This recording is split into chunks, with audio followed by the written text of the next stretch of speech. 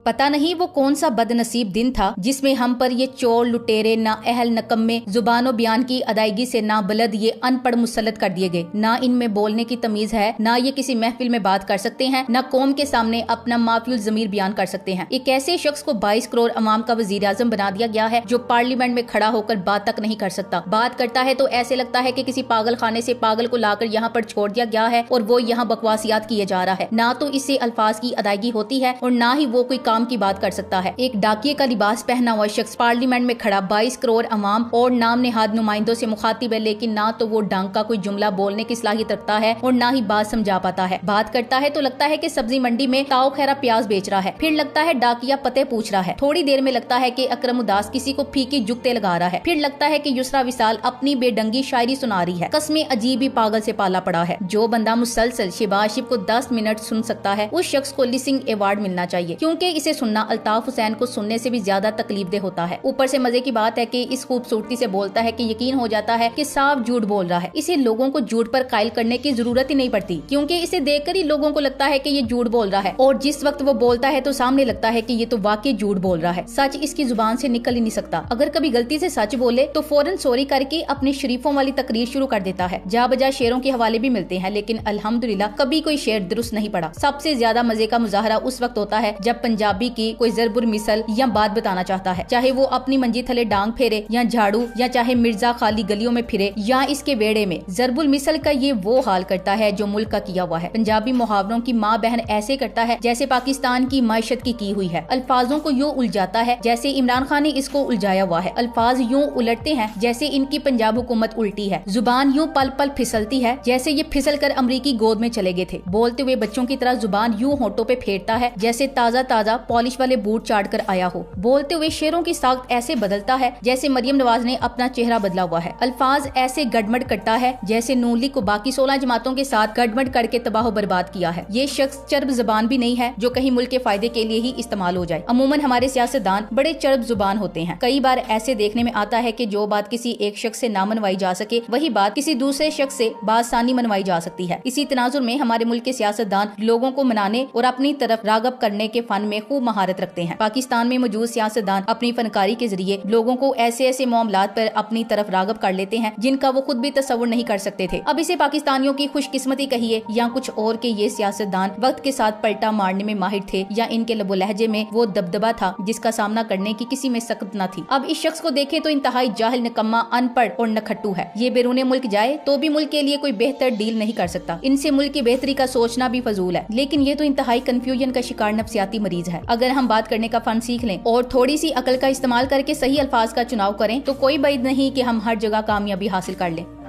2018 में इसी पार्लियामेंट पे हमला करने का ऐलान किसने किया था? सॉरी, 2014 में, 13 में, 14 में मोहतरमा शीरी मजारी साहिबा ने, मोहतरमा शीरी मजारी साहिबा ने, वो कौन है वो, फिर वो सड़कें खाली और सुनसान, मिर्जा यार फिरे, गलियां हो जो अपना सुनिया और मिर्जा यार फिरे, ये था उसका ये अपना शाखसा, ये सोच थी उसकी।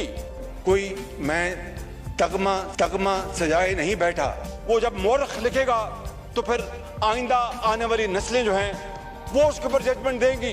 जनाब स्पीकर, जब चीन के हमारे मेहरबान सदर जब तशरीफ ला रहे थे सितंबर 2014 में 22 करोड़ आवाम हैराए वर्तत में है, उसको जफा डाल लिया नायब ने।